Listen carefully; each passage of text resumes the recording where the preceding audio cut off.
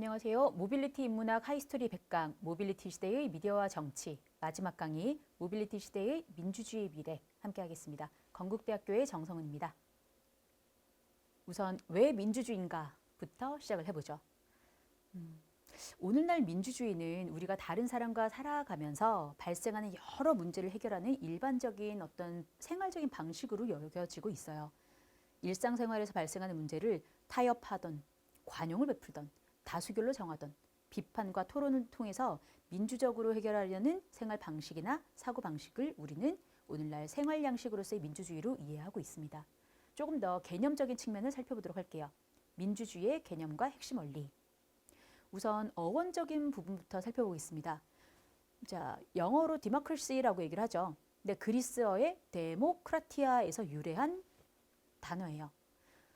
데모스라고 하는 것은 인민, 민중을 뜻하고요. 그 다음에 크라티아 혹은 크라토스는 지배를 뜻합니다. 그래서 데모스 플러스 크라티아 합쳐진 데모크라티아는 인민의 지배, 민중의 지배를 뜻하죠. 이것은 어디와 이제 대척점을 이루냐면은 사람들이 지배한다, 많은 사람들이 지배한다, 다수의 지배 혹은 인민의 지배라고 얘기를 했을 때 1인이 지배하던, 즉 왕정이나 군주정과는 다르다. 그리고 소수가 지배하는 귀족 정과는 또 다르다라고 이야기를 합니다. 그래서 자유롭고 평등한 시민들이 참여해서 스스로가 스스로의 일을 결정하고 통치하는 체제를 민주주의 정치 체제다라고 얘기를 합니다.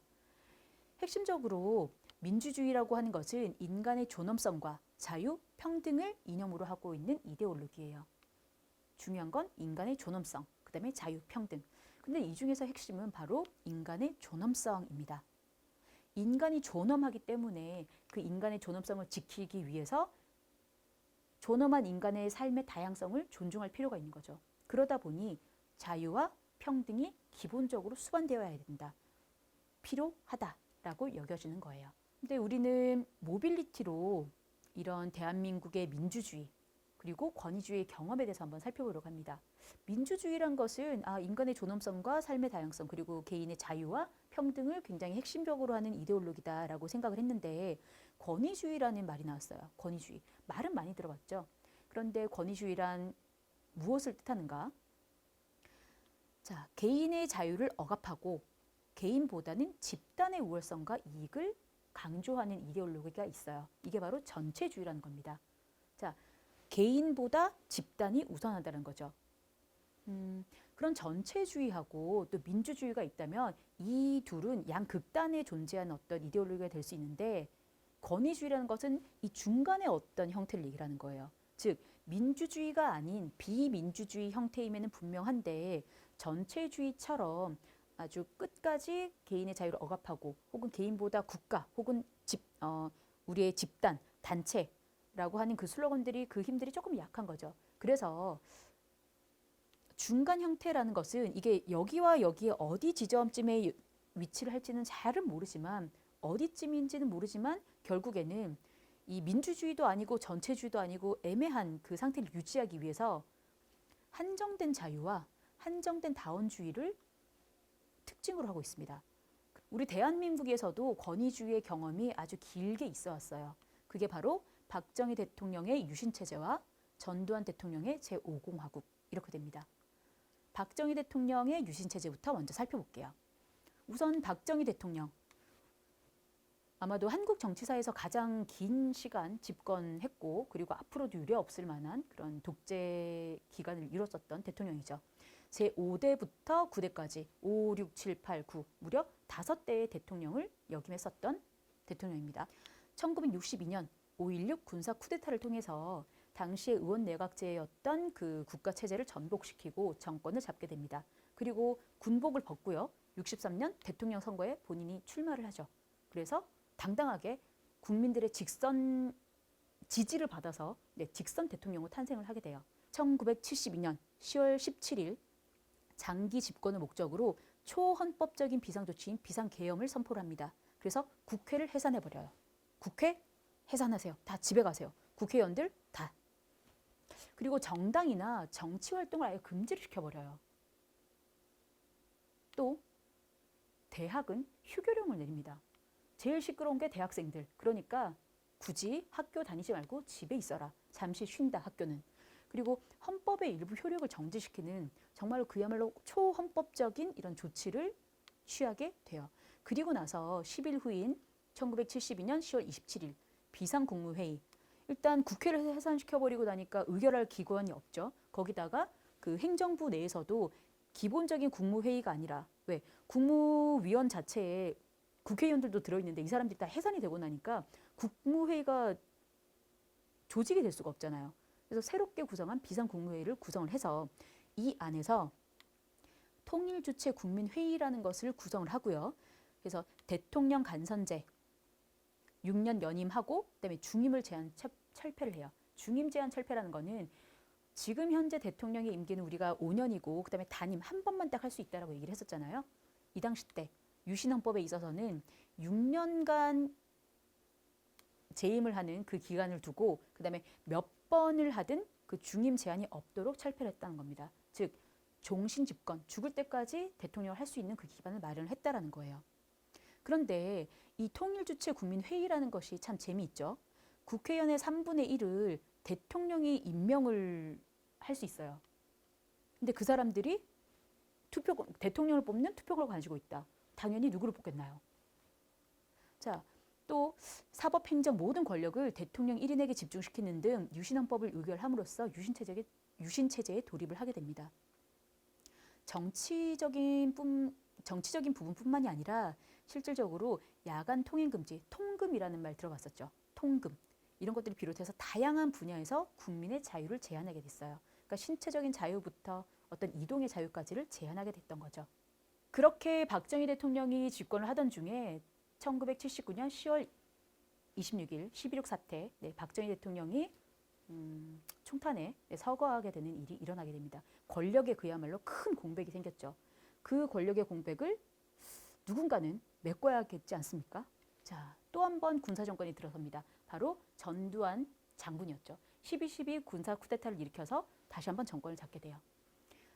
1980년 5월 17일 박정희 대통령이 했던 것과 마찬가지로 비상계엄을 또 전국적으로 확대하면서 본인의 정치적인 라이벌 3김이라고 하는 김대중, 김영삼, 김종필 씨를 가택 연금을 하거나 아니면 체포해서 감옥에 가두게 됩니다. 또 국민의 기본권, 그다음에 기본적인 자유에 제한을 가하게 되죠. 자, 이 속에서 굉장히 슬픈 역사인 그리고 아픈 역사인 5.18 광주 민주화 항쟁 그리고 진압이 일어나게 돼요. 그러던 중 8월 27일 제11대 대통령으로 당선이 돼요. 이때 당시만 하더라도 그 국민들이 직접 대통령을 뽑는 체제가 아니었기 때문에 그런 헌법이 아니었기 때문에 그 체육관 선거라고 하죠. 체육관에 선거인단들을 다 모아두고 그 안에서 찬성 반대를 투표를 하게 되니 이 서슬퍼런 군사정권 아래서 누가 반대표를 감히 던질 수 있었겠느냐. 99.9%의 찬성으로 대통령이 당선이 되게 됩니다. 1982년에 이르면 전두환 대통령이 참 나름대로 영리했던 것 같습니다.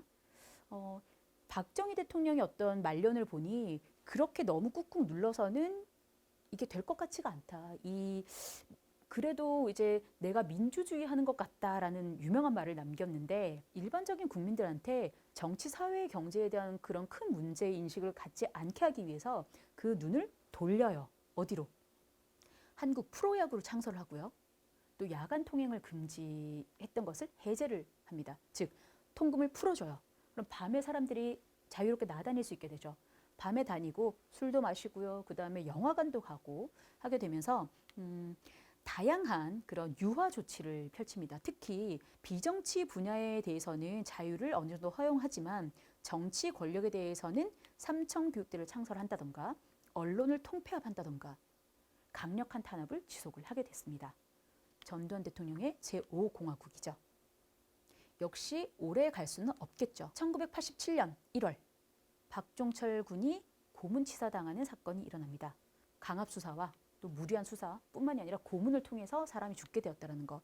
이런 것들이 알려지게 되면서 많은 사람들이 분노하게 됩니다. 그로 인해서 민주화에 대한 요구가 굉장히 높아지게 되죠. 특히 대통령을 우리 손으로 다시 뽑게 해달라는 직선제에 대한 요구가 거세져요. 그런데 그러던 중에 4월 13일 4.13 호헌 조치가 내려집니다. 자, 호헌이라는 것은 헌법을 지킨다라는 거예요. 기존의 헌법, 즉 간선제 헌법을 우리는 밀고 나가겠다라고 정부에서 천명을 합니다. 그러던 중에 6월 9일 이한열 열사가 최루탄에 피격당해서 중태에 빠지고 사망에 이르는 사건이 일어납니다. 이 정도 되니 어떤 사람들의 울분이라던가 이런 억눌림들이 도저히 이대로는 안 되겠다, 바꿔야겠다라는 열망들이 정말 끝에서 펑 터져버리게 돼요. 그게 바로 60항쟁입니다. 6월 10일 전국적인 시위로 이 직선개헌을 쟁취해서 민주정부를 수립하자는 것이 그냥 뭐 대학생이나 어떤 식자계층의 외침이 아니라 회사원들도, 그 다음에 식당을 하는 분들도, 많은 시민들도 이건 이래서는 되지 않는다, 바꿔야 한다, 이런 정부는 나쁜 정부다라는 생각이 모아지게 된 거죠. 결과 6.29 선언 6월 19일 대통령 직선제 개헌을 통해서 88년 2월에는 평화적으로 정권을 이양하겠다. 그리고 공정한 선거를 할 수 있도록 그 선거 경쟁을 보장하겠다. 또한 아직까지도 감옥에 갇혀 있었고 혹은 이제 감금이 돼 있었고 했었던 많은 정치인들을 풀어주고 사면 복권하고 석방해주겠다. 무엇보다 헌법에 있는 기본권인 인간의 존엄성을 존중하고 기본적인 인권을 신장해주겠다. 출판 결사의 자유, 또 집회의 자유, 여러 가지에 대해서 이런 부분들을 약속을 하게 된 거죠. 결과 10월 27일 헌법 개정을 위한 국민투표가 실시됩니다. 제9차 헌법, 대한민국 헌법이 된 거죠. 자, 그리고 12월 16일에는 드디어 새 헌법에 따라서 직접 선거를 통해서 제13대 대통령 선거가 실시가 되게 돼요. 일단 이런 민주화 과정들을 통해서 실제로 이제 민주화 이전에, 즉 권위주의 정권 시절에서는 우리의 모빌리티가 신체적인 자유와 신체적인 이동의 관점에서 제한이 되었었다라고 얘기하면, 이제는 이제 민주주의로 이행이 되고 나서 신체적인 관점의 모빌리티는 굉장한 자유를 얻은 건 같아요. 그렇죠? 근데 오늘은 2020년 현재 코로나 전국에 휩싸여 있는 지금이라는 거죠. 확진자 동선 파악을 위해서 개인정보들이 생각보다 많이 요구가 되고 있어요. 자, 이런 새로운 이슈들이 등장을 하게 되면서 모빌리티 시대의 민주주의에 대한 고민이 다시 한번 돋고 있는 이런 상황입니다. 어떤가요? 모빌리티 역시 굉장히 정치적이다라는 생각이 들죠. 우리가 전에 고도화된 모빌리티 사회와 인간의 미래에 대해서 명과 암에 대한 유토피아적 전망, 또 디스토피아적인 전망, 이 두 가지에 대해서 살펴봤어요. 그렇다면 더 나아가서 모빌리티 고도화와 민주주의 미래는 어떻게 될 것인가, 이 부분에 대해서 얘기를 해볼 필요가 있겠습니다. 조지 오웰의 이 빅브라더가 지배하는 이 세계에서는 free라는 단어가 가지는 뜻이 좀 달라요. 지금 우리가 생각하는 자유롭다, 신체적으로 자유롭고 나의 사상과 생각이 자유롭고 이념이 자유롭다, 이렇게 하는 그런 free라는 개념이 아니라, free라는 단어는 남아있지만 그 국가에서 사용하는 공용어는 다른 뜻을 가지고 있는 거죠. 어떻게?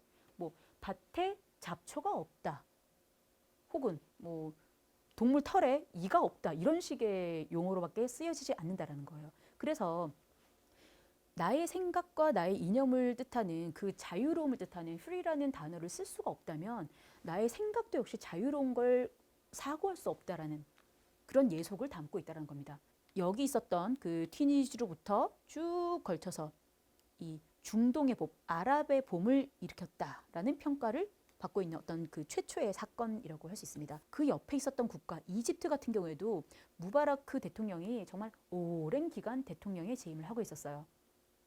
뭘 해도 바뀌는 게 없어, 우리가 뭘 할 수 있겠어 라고 굉장히 자포자기했었던 사람들이 옆 나라 튀니지를 보면서 할 수 있네, 바꿀 수 있네, 우리의 어떤 참여와 열기가 뭔가 응축된 힘으로 새로운 세상을 열어올 수 있겠구나 라는 희망을 가지게 된 겁니다. 이 까만 옷, 머리부터 이렇게 전체를 다 싸고 손하고 눈만 보이게 되는 게 이게 아랍 복장, 특히 사우디아라비아에서 이제 많이 그 착용하게 되는 히잡이라고 하는 것인데요. 일단 사우디아라비아 같은 경우에는 굉장히 강한 이슬람 국가여서 여성들이 히잡을 쓰지 않으면 밖에 외출을 할 수가 없어요. 그래서 이 얼굴 속살, 그 다음에 손 등 이상의 그 살을 보는 것은 뭐 남편밖에 없어야 된다, 뭐 이런 얘기들 하거든요. 마찬가지 1932년 사우디아라비아가 건국된 이래로 여성이 운전을 할 수 없는 국가였어요. 무려 2018년까지. 2018년이면 불과 지금 1년 반 이 정도밖에 되지 않은 최근의 일이거든요. 2018년까지 여성들이 운전을 할 수가 없었다. 굉장히 강한 부국이라는 거 알고 계시죠? 오일머니를 통해서 돈이 많은 국가예요. 여성들이 낯선 남자와 만나는 것 자체가 굉장히 위험한 일이라고 생각을 했던 거예요. 그게 뭐 진실인지 어떤지는 잘 모르겠습니다. 보호자 동행이 없이는 길거리를 다닐 수도 없고요. 그 다음에 운전도 그 남성 운전자가 운전을 해줘야만 이동을 할 수가 있었어요. 근데 이 32살의 32살의 마날 알 샬리프라는 여성이 혼자 운전을 하고 직장에 다니고 이렇게 하다가 경찰에 걸렸어요. 그래서 유치장에 들어갔어요. 나는 남편도 없고 그리고 남성 운전자를 고용할 만큼 내가 경제적인 여건이 좋지 않다. 그런데 어떻게 내가 운전자를 고용해서 다닐 수가 있느냐. 아무리 항변을 하더라도 국가 법이 그런데 어떻게 하겠느냐. 벌금 내시오. 자, 벌금 내고 또 유치장 구류도 살고 이렇게 나왔죠. 나와서 생각을 해보니 도대체 이렇게는 안 되겠는 거예요. 그래서 큰 마음을 먹고 유튜브에다가 본인이 운전하는 영상을 올리게 됩니다. 자, 나라가 뒤집어지겠죠. 많은 남성들은 아니 이렇게 율법을 어기고 법을 어기고 이렇게 돌아다니는 여성들을 이렇게 처벌해야 된다. 큰 벌을 내려야 된다라고 하는 반면에 많은 여성들이 사우디에 있는 많은 여성들이 그래 지금 시대가 어느 때인데 우리나라에선 지금 여성 운전이 안 되느냐. 이 여성 운전 금지법이라는 것이 실제로 알라 신께서 얘기하신 그런 이슬람 율법에 해당되는 것이 아니라 이거는 국가에서 정한 법 아니냐. 이것은 철폐해달라. 큰 시위가 벌어져요. 거기다가 전 세계 각지의 사람들이 여성뿐만이 아니라 남성들도 지지를 보내게 돼요. 사우디아라비아 정부 차원에서도 일이 너무 커졌죠. 그래서 고민 끝에 여성 운전 금지법을 철폐를 합니다. 그래서 2018년 6월부터는 여성들이 운전을 할 수 있게 됐어요. 단독으로. 정말 대단한 일이죠. 자, 모빌리티는 사람들이 참으로 참여할 수 있는지 그리고 사람들이 공적인 수구의 공간, 그러니까 깊게 생각할 수 있는 공간에 접근할 수 있는지 그리고 나의 목소리를 공적인 영역에 낼 수 있는지 이런 부분들에 영향을 끼칩니다. 만약에 이 여성이 이런 모바일 기기가 없었더라면 그리고 20년 전, 30년 전의 일이었더라면 처벌받고 말았을 사안이 지금은 그가 스스로 일종의 뉴스를 만들고 그것을 유통하고 그리고 많은 사람들이 공유하고 소비함으로써 결국엔 모든 사람들이 기자인 모빌리티 사회에 진입을 했기 때문에 이런 법이 바뀌고 세상이 바뀌는 결과가 가능했다라는 거예요. 그런 점에서 우리는 직접 참여하고 또 직접 결정하는 모빌리티 정치가 가능하다라고 하겠습니다.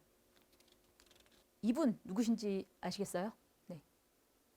괴짜 과학자이자 천재인 아인슈타인입니다. 근데 아인슈타인의 한 유명한 말이에요. 천재죠. 알버트 아인슈타인. 그런데 이 사람은 Politics is more difficult than physics라고 했습니다. Physics는 물리학인 것이고 Politics는 정치학인 거죠. 정치. 정치가 물리보다 어려워라고 얘기했어요. 또 그냥 어려운 게 아니라 more difficult. 정말 훨씬 더 어렵다라고 했습니다. 그건 왜일까요? 물리학의 기본 개념이 운동이죠. F = ma. 그러니까 뭐 질량과 뭐 어떻게 해가지고 뭐 나온다라는 건데 어쨌든 1 더하기 1은 1 더하기 1은 2처럼 정답이 탁탁 튀어나와요. 공식에 대입하게 되면. 그리고 그 공식에 어긋나는 답들은 존재할 수가 없는 거죠. 그렇죠? 정답과 오답이 있을 뿐입니다. 그러나 정치라는 것은 우리 인간의 삶을 다루고 있기 때문에 정답이라는 것이 있을 수가 없죠. 그래서 아인슈타인 같은 경우에는 아니 답이 없는 어떤 질문이라는 것 자체가 굉장히 좀 두렵고 힘들었을지 몰라요. 그런데 사실 우리한테 다행 아닌가요? 인간의 삶에 답이 없다라는 것. 만약에 우리가 사는 삶들이 어떤 규칙과 다양성들을 전혀 없이 획일하게 정답만 있다 그러면 그게 더 오싹한 일이 아닐까 싶습니다. 자, 그런 점에서 정치를 통해서 사회적 문제를 해결해 나갈 때 우리는 수많은 정치적인 상상력들을 동원할 수 있을 것이고요. 그리고 그 속에서 우리는 모빌리티라는 이 관점 속에서 우리의 신체적인 자유뿐만이 아니라 사상의 자유, 그리고 모든 기기의 자유, 그리고 모든 움직임들에 대한 자유, 또 민주적인 생각들을 가지면서 미디어를 어떻게 활용을 할까? 그리고 정치에 대해서 어떻게 참여를 할까? 궁극적으로 내가 세상을 어떻게 바라볼지 나만의 시선과 나만의 판단 기준, 잣대가 있는 것인가? 누군가에 휘둘리지 않고 내가 세상을 온전히 바라볼 수 있는 그런 잣대를 꼭 키워갔으면 좋겠습니다. 자, 이상 여기까지 강의를 마치도록 하겠습니다. 수고하셨습니다.